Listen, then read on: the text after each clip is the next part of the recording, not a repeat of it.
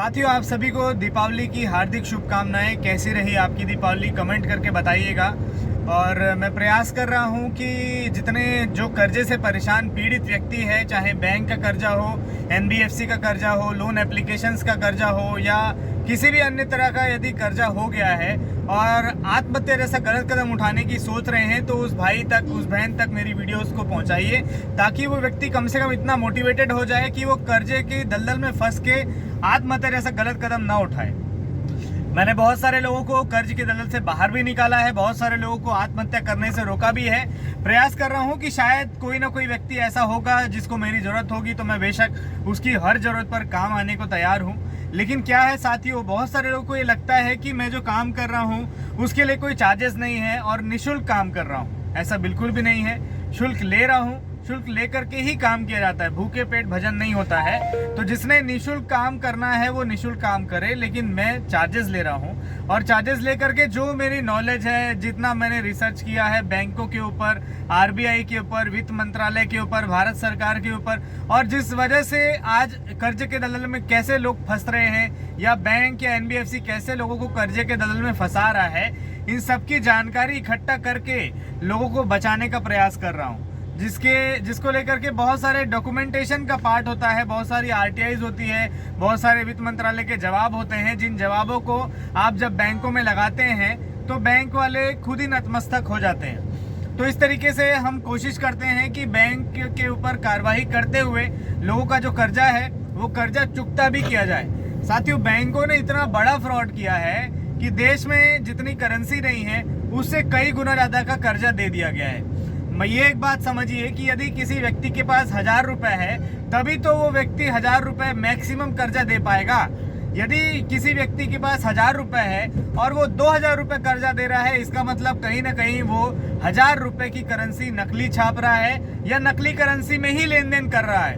तो बैंक और एनबीएफसी या डिजिटल लैंडिंग प्लेटफॉर्म या लोन एप्लीकेशन जितनी संस्थाएं हैं, ये सारी संस्थाएं कहीं ना कहीं या तो फर्जी मुद्रा में लेन देन कर रही है या फिर जितनी मुद्रा है उसके बारे में जानकारी नहीं दी जा रही है। क्योंकि आरबीआई की जो रिपोर्ट है, आरबीआई की रिपोर्ट ये कहती है कि 35.11 लाख करोड़ रुपए का देश में करेंसी छपी हुई है, यानी कि 2000 के नोट, 500 का नोट, आपका 100 का नोट, 200 का नोट, इस तरीके के जो नोट है और सिक्के हैं, इनको यदि गणना किया जाए इनकी, तो 35.11 लाख करोड़ रुपए होते हैं।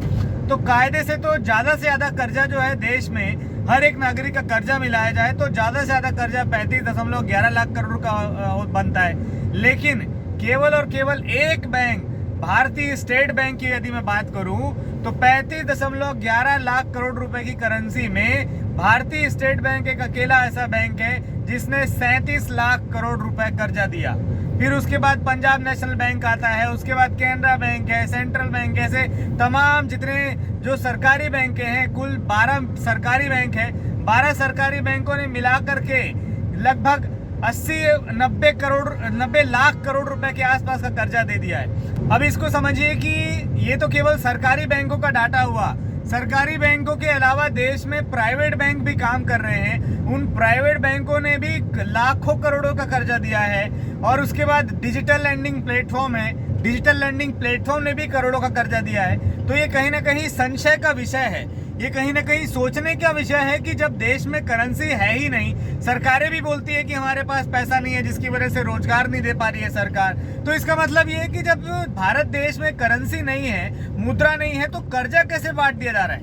क्रेडिट कार्ड का भी कर्जा बांट दिया जा रहा है। क्रेडिट कार्ड क्या है? एक प्रकार से आपको एक फैसिलिटी दे दी जा रही है कि ठीक है, आप अपना जो शॉपिंग करना है शॉपिंग कर लो, उसके बाद आराम से अपना पैसा पटाते रहो।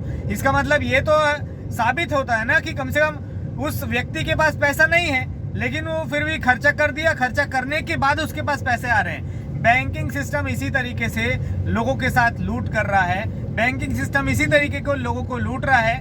देश में जितना बैंक है, बैंक के पास उतने मुद्रा है ही नहीं। जब आप अपनी ही धन को, अपने जो जमा किए हुए धन है, यदि वो 1 करोड़ रुपए से ज्यादा है और वो करोड़ों रुपए यदि आप निकालने जाएंगे तो बैंक वाले की हालत खराब हो जाएगी।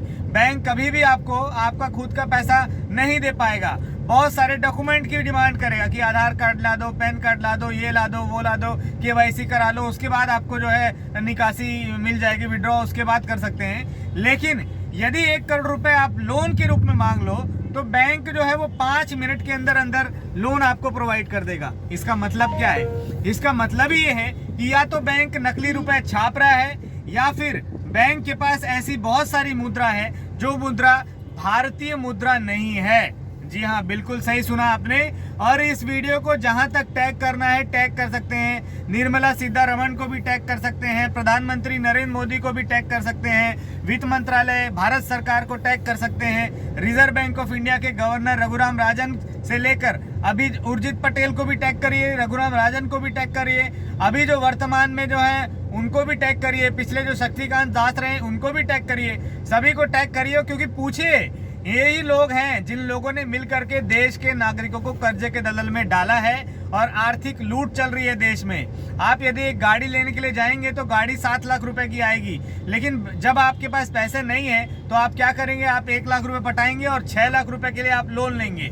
जब 6 लाख रुपए के लिए लोन लेंगे तो बैंक के पास वो 6 लाख रुपए है नहीं, लेकिन फिर भी बैंक जो है आपकी प्रॉपर्टी को हाइपोथिकेशन कर लेती है। जब आप गाड़ी लेने जाएंगे तो आपकी आरसी में हाइपोथिकेशन लिख दिया जाता है। इसका मतलब ये है कि ये प्रॉपर्टी आपकी खुद की नहीं है, ये प्रॉपर्टी बैंक की है। और जब आप पैसा पटा दोगे उसके बाद आपकी ये प्रॉपर्टी हो जाएगी।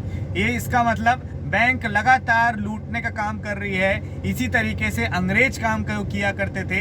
भारत देश का जो आर्थिक संसाधन है, आर्थिक संसाधन को लूट करके अपने देश में लेकर चले गए और देश के नागरिकों को ऐसे ही बद से बदतर हालात में छोड़ दिया।